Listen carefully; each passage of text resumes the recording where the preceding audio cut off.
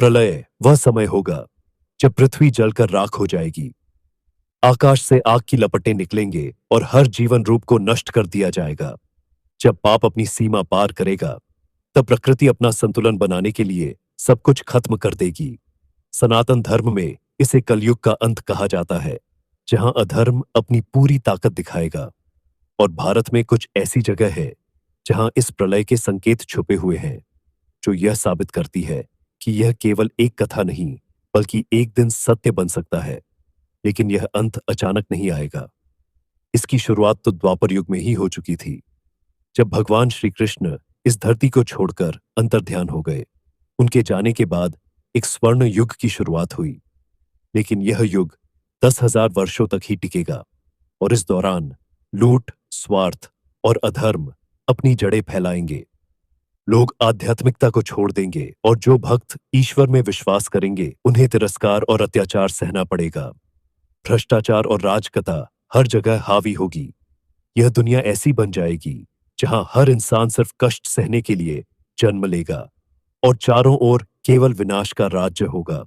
यदा यदा हि धर्मस्य ग्लानिर्भवति भारत अभ्युत्थानम् अधर्मस्य तदात्मानं सृजाम्यहम्। यह श्लोक हम सभी ने सुना है, और इसका गहरा अर्थ है, जब भी धर्म संकट में होता है और अधर्म अपनी चरम सीमा पर पहुंचता है, तब भगवान कृष्ण स्वयं इस धरती पर अवतार लेते हैं। लेकिन इस बार यह अवतार केवल अधर्म का अंत करने के लिए नहीं होगा, बल्कि कलयुग को समाप्त करके एक नए युग की शुरुआत करने के लिए होगा। यह होगा भगवान श्री कृष्ण का कल की अवतार। भागवत गीता में बताया गया है कि कलयुग का आरंभ हो तब हुआ जब भगवान श्री कृष्ण जी इस धरती को छोड़कर अपने धाम बैकुंठ लौट गए। जब तक भगवान इस पृथ्वी पर रहे, अंधकार और अधर्म की कोई ताकत नहीं थी। उनके जाते ही कलयुग ने धीरे धीरे अपना प्रभाव जमाना शुरू किया।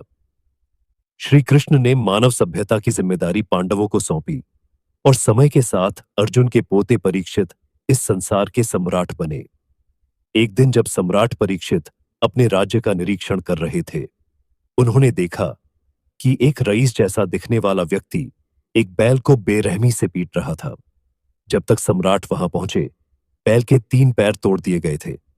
क्रोधित परीक्षित ने जैसे ही अपनी तलवार उठाई, वह व्यक्ति घुटनों के बल गिरकर अपनी जान की भीख मांगने लगा।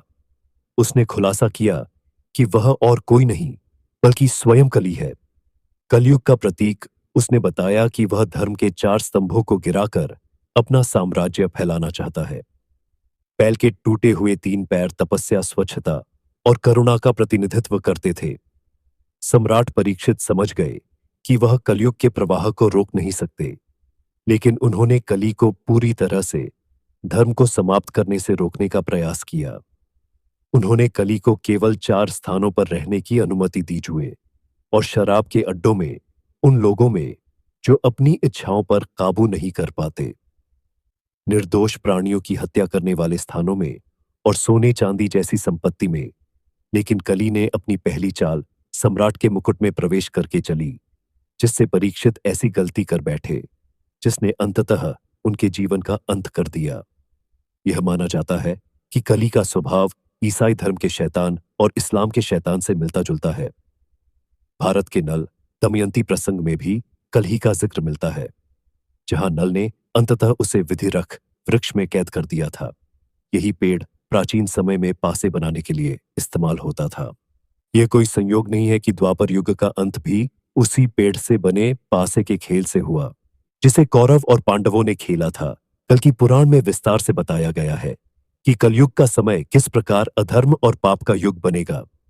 यह वह युग है जब धर्म के 4 स्तंभ सत्य, तप, शील और दया लगभग समाप्त हो जाएंगे। सत्य और ईमानदारी का स्थान झूठ और धोखे ले लेंगे।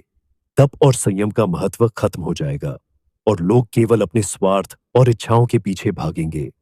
दया और करुणा जैसे गुण दुर्लभ हो जाएंगे, और समाज में क्रूरता और हिंसा का बोलबाला होगा।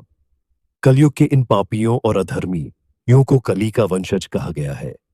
यह वही लोग हैं जो यज्ञ, वेद अध्ययन और दान जैसे धार्मिक कर्तव्यों का नाश करेंगे। यह मानवता के लिए दुख, बीमारी और भय का कारण बनेंगे। इनका स्वभाव ऐसा होगा कि वे अपने ही माता पिता के प्रतिनिधि कुर्ता दिखाएंगे। कल की पुराण इन्हें पापलोक और अधर्म का प्रतीक मानता है, जो पूरे समाज को अपने हमसे दूषित कर देंगे। यह समय होगा जब धर्म और आध्यात्मिकता का स्थान केवल बाहरी दिखावे और तर्क वितर्क ने ले लिया होगा। लोग धर्म को सिर्फ बहस का विषय बनाएंगे और उसमें निष्ठा की जड़ें हैं। स्वार्थ के लिए उसका उपयोग करेंगे। कलयुग का अंत तब होगा जब पाप और अधर्म अपने चरम पर पहुंच जाएंगे। समाज और अराजकता और हिंसा से भर जाएगा और हर ओर दुख और संघर्ष होगा। लेकिन जब बात की सीमा पार हो जाएगी, भगवान कल की धरती पर अवतार लेंगे। वे धर्म की पुनर्स्थापना करेंगे और अधर्म का नाश करेंगे। जैसे कृष्ण ने पहले धर्म की रक्षा की थी, वैसे ही कल की धरती को पाप से मुक्त करेंगे और एक नए युग की शुरुआत करेंगे। कल्कि का आगमन एक नई आशा और धर्म के युग का प्रारंभ होगा, जहां सत्य और शांति फिर से स्थापित होंगे। अगर आप कल की अवतार पर पूरी जानकारी चाहते हैं तो कमेंट में जरूर बताएं। कलयुग के अंत की कथा में महत्वपूर्ण शिक्षा देती है। धर्म का पालन, जीवन में सच्चे धर्म का पालन करना और सत्य की ओर बढ़ना हमेशा हमारी प्राथमिकता होनी चाहिए। समाज में न्याय, समाज में अच्छाई और न्याय को बढ़ावा देना जरूरी है, ताकि अराजकता से बचा जा सके। आत्मशुद्धि हमें अपनी बुराइयों को पहचान कर उन्हें सुधारना चाहिए, ताकि हम सच्चे इंसान बन सके। आशा का प्रकाश चाहे जैसे भी कठिन समय आए, भगवान हमेशा हमारी बीच होते हैं और हर अंधकार के बाद एक नया युग आता है। तो दोस्तों, उम्मीद है कि आपको यह वीडियो पसंद आई होगी और आपने कुछ नई बातें सीखी होंगे। अगर आपको यह जानकारी अच्छी लगी हो तो कृपया लाइक और शेयर जरूर करें। साथ ही अगर आपके मन में कोई सवाल हो तो कमेंट में बताएं। ऐसे और वीडियो देखने के लिए हमारे चैनल को सब्सक्राइब करना ना भूलें। धन्यवाद। जय श्री कृष्णा।